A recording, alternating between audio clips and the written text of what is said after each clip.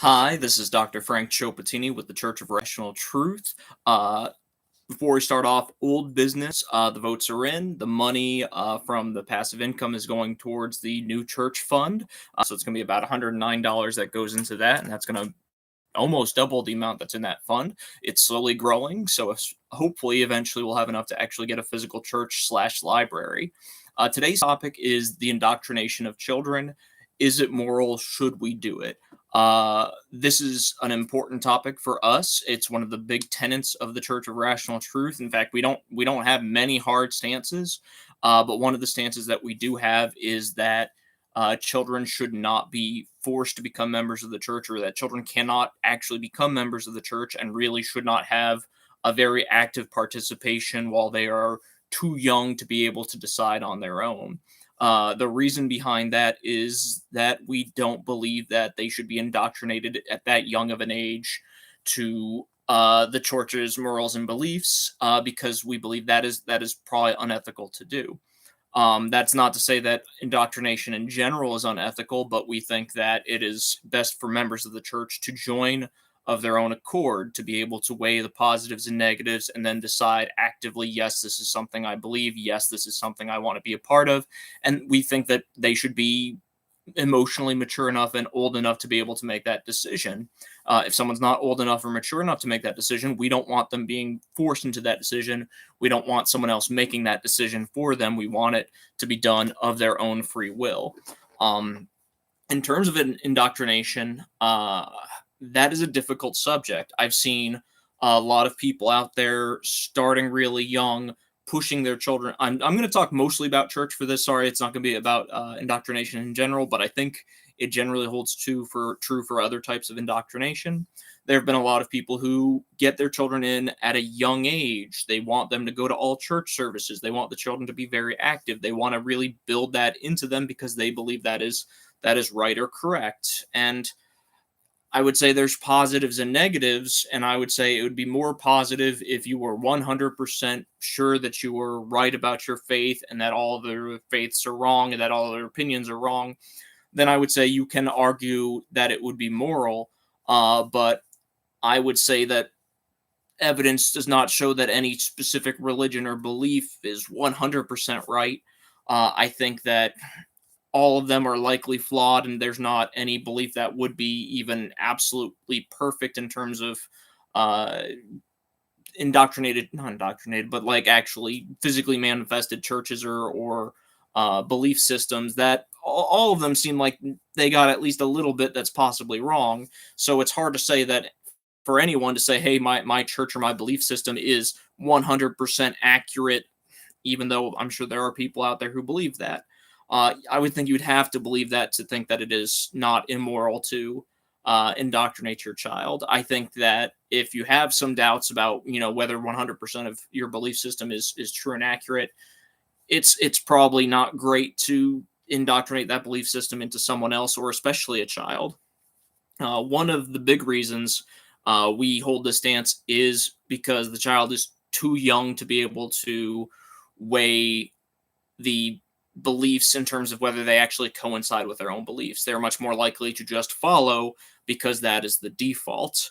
If you are raised in a certain family that is Christian, you are much more likely to become Christian. If you're born as an atheist, you're more likely to be an atheist. If you're born Confucian, you're more likely to be Confucian, especially if it's indoctrinated in you. It's you grew up with it, you never questioned it, it always was right and wrong, therefore you follow it. Well, we don't want people to follow just because that's what they've always done. We want people to actually be skeptics, to look at the positives and negatives, and then decide, okay, does this make what is moral? Raise them to be able to look at positives, look at negatives, to be able to understand bad, to understand why something is moral or immoral, not necessarily just telling them that something is moral or immoral. And that's a little bit different than indoctrination, or just pure indoctrination with a certain dogma.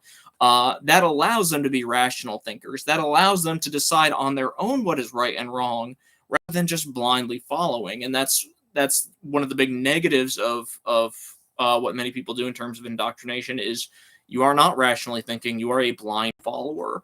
And that's not necessarily a good thing. That means you're not thinking for yourself, that means you could be led astray or led into incorrect thinking.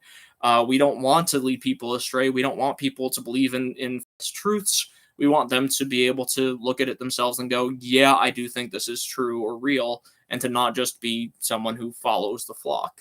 Um, I would say there's a lot of people, and I'm saying that there's a lot of horror stories. I'm sure there's plenty of people that are more than happy that they were indoctrinated and more than happy to share the same beliefs as their family members.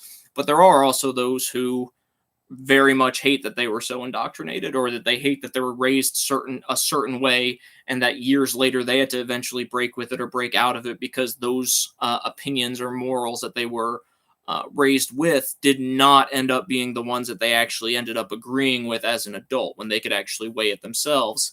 They go back and go, do you know, I really don't believe in all these things that I was taught growing up, and I really wish that I didn't have that kind of upbringing, because now that's affecting me as an adult. That is probably one of the big reasons why we don't do it. We want people to be free thinkers, and we want people to actually believe in what they believe as a person. Um, that is it for now. I'm not going to bash anybody. I would say that there is, in the big picture, a lot of wiggle room with the morality of this. I think that there is a lot of back and forth that you could have. I would say there are strong arguments either way, because you could always take, let's say, the counter argument. Let's be good about challenging our own beliefs. The counter argument is, well, what happens if you raise someone without being indoctrinated at all? They have absolutely no beliefs. They might not have any idea of what is right and wrong, and that way they could end up having a very bad future because they've ended up learning improper morality, or they ended up being a bad person who does negative things. That is theoretically possible. I could see that argument, and I could see that argument being on the more pro-indoctrination side, where you could say, well, I do this because I want them to know what is right and wrong, and if I do it this way, it'll work, and they'll actually believe in something, and they won't be some immoral adult when they grow up. I could see an argument for that, but I would say there's a whole lot of gray area in this one. This is one where you could make a lot of arguments pro and against the morality. But for us as a church, we have generally taken a hands-off approach in terms of indoctrination, or at least a non-specific approach. The church doesn't want children to be pushed into it at a young age. The church doesn't want the children to be kind of forced to believe what others believe.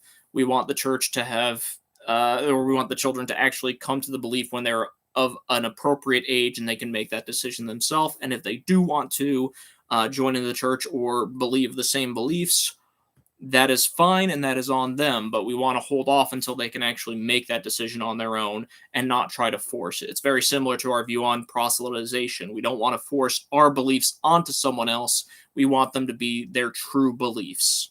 I think that's about it for this lecture. Thank you all for listening. This was Dr. Frank with the Church of Rational Truth. If you'd all want to see any other lectures or any specific topics, please let me know in the comments, and y'all have a great week and a happy Thanksgiving. Bye-bye.